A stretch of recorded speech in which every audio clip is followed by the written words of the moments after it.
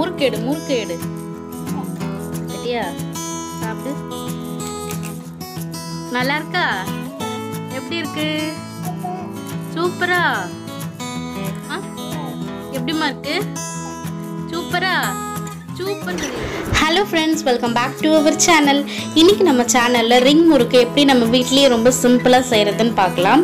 அதுக்கு முன்னாடி ரிங் முறுக்கு செய்கிறதுக்கு தேவையான பொருட்கள்லாம் என்னென்னு பார்த்துடலாம். ஒரு பேனில் 1 கப் தண்ணி சேர்த்துக்கோங்க. சேர்த்துட்டு அதில் 1 டீஸ்பூன் ஜீரகம், 1 டீஸ்பூன் ஓமம், 1/4 டீஸ்பூன் மஞ்சள் தூள், 1/4 டீஸ்பூன் உப்பு,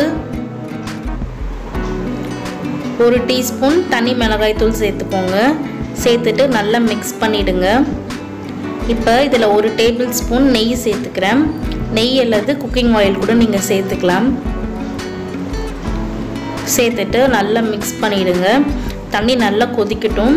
கொதிச்சதுக்கப்புறம் நம்ம எடுத்து வச்சுருக்க அந்த 1 கப் மாவு சேர்த்துக்கலாம். மாவு சேர்க்கும் போது கேஸை சிம்மில் வச்சுக்கோங்க. அந்த 1 கப் மாவு சேர்த்துட்டு நல்லா மிக்ஸ் பண்ணிவிடுங்க. ஒன்ஸ் மாவு நம்ம நல்லா மிக்ஸ் பண்ணதுக்கப்புறம் கேஸ் ஆஃப் பண்ணிடலாம்.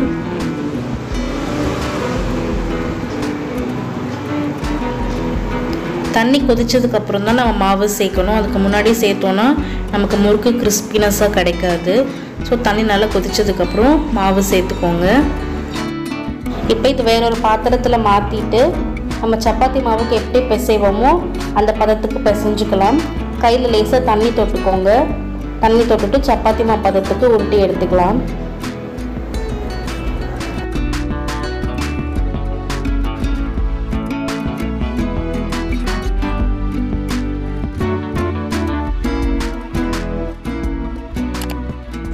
சப்பாத்தி மாவு பதத்துக்கு நல்லா மாவு பிசைஞ்சாச்சு.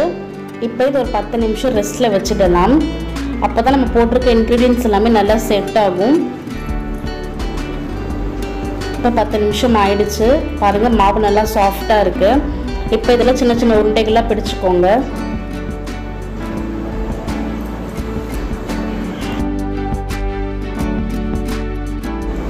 அடுத்து நம்ம பிடிச்சி வச்சுருக்க இந்த உருண்டைகளை ஒரு ஃப்ளாட்டான சர்ஃபேஸில் வச்சு இந்த மாதிரி நீல வாக்கில் தேய்ச்சி எடுத்துக்கோங்க.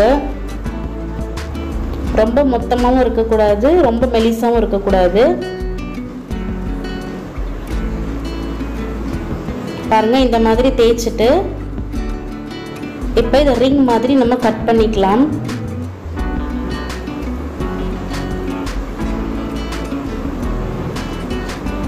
இந்த மாதிரி எல்லா மாவையும் உருட்டி எடுத்துக்கோங்க. பாருங்க, இந்த மாதிரி அந்த ஒரு விரல் உள்ளே போகிற அளவுக்கான ஸ்பேஸ் விட்டு இந்த மாதிரி ஜாயின் பண்ணிடுங்க. இப்போ எல்லா மாவையும் நம்ம திரட்டியாச்சு. நல்லா ரிங் ஷேப்பில் நமக்கு கிடச்சிருச்சு. இப்போ இதை நம்ம எண்ணெயில் போட்டு பொரிச்சு எடுத்துடலாம். ஒரு பேனில் பொரிக்கிறதுக்கு தேவையான அளவு எண்ணெய் சேர்த்துக்கோங்க. எண்ணெய் மிதமான சூட்டில் வச்சு நம்ம திரட்டி வச்சுருக்க அந்த உருண்டைகளை உள்ளே சேர்த்துக்கலாம். நம்ம உள்ளே சேர்த்ததுமே இது பாருங்கள், இந்த மாதிரி பபிள்ஸாக வரும். அப்பப்போ இந்த மாதிரி கிளறி விடுங்க. இந்த நுரை எல்லாமே அடங்கினதுக்கப்புறம் நம்ம முறுக்கு எடுத்துடலாம். அப்போ தான் முறுக்கு நமக்கு நல்லா வெந்து வரும், ப்ளஸ் கிறிஸ்பியாகவும் இருக்கும். ஸோ இந்த மாதிரி நம்ம திரட்டி வச்சுருக்க எல்லா ரிங்கையுமே பொரிச்சு எடுத்துக்கலாம்.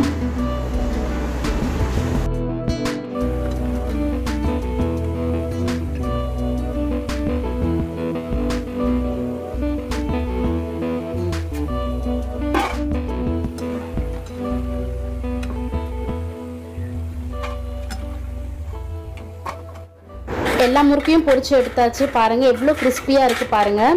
இது ஒரு ஏர்டைட் கண்டெய்னரில் போட்டு வச்சிங்க அப்படின்னா 1 வீக் வரைக்கும் அப்படியே இருக்கும், கிறிஸ்பினஸ் மாறாமல். சப்போஸ் நீங்கள் நிறைய குவான்டிட்டி செய்ய போகிறீங்க அப்படின்னா நம்ம பொரிச்சு வச்சுருக்க இந்த முறுக்கை அதே எண்ணெயில் போட்டு ஹை ஃப்ளேமில் வச்சு ஒரு 5 நிமிஷம் நல்லா ஃப்ரை பண்ணிக்கோங்க. இந்த மாதிரி நம்ம செய்யும்போது முறுக்கு ரொம்ப நாளைக்கு கிறிஸ்பினஸ் மாறாமல் நல்லா கிறிஸ்பியாக இருக்கும், ப்ளஸ் டேஸ்ட்டாகவும் இருக்கும். ஸோ கண்டிப்பாக நீங்களும் இந்த மாதிரி ட்ரை பண்ணி பாருங்கள்.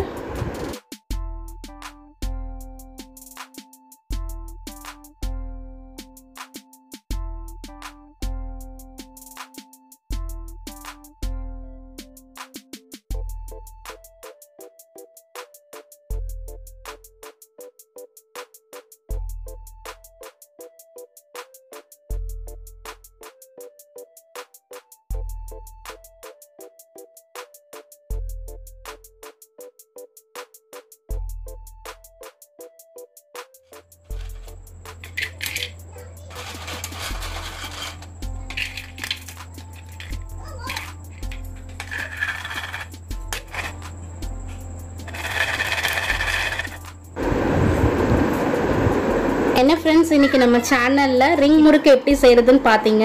இந்த முறுக்கு செய்யறதுக்கு நமக்கு அச்சு தேவையில்லை, நம்ம கையிலேயே இந்த முறுக்கு செஞ்சிடலாம். ரொம்பவே டேஸ்ட்டாகவும் இருக்கும், கிறிஸ்பியாகவும் இருக்கும்.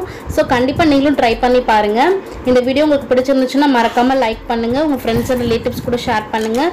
அண்ட் நீங்கள் இன்னும் நம்ம சேனலை சப்ஸ்கிரைப் பண்ணலைன்னா சப்ஸ்கிரைப் பண்ணிக்கோங்க. மேலும் ஒரு இன்ட்ரெஸ்டிங்கான ரெசிபியில் சந்திக்கலாம். பாய். எப்படி கடிச்சு சாப்பிட்டு பாருங்க.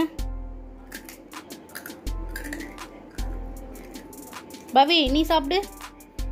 கடிச்சு காட்டு. கடிச்சு காட்டு. நல்லா இருக்கா? மீஸ் எப்படி இருக்கு? சூப்பரா. உனக்கு?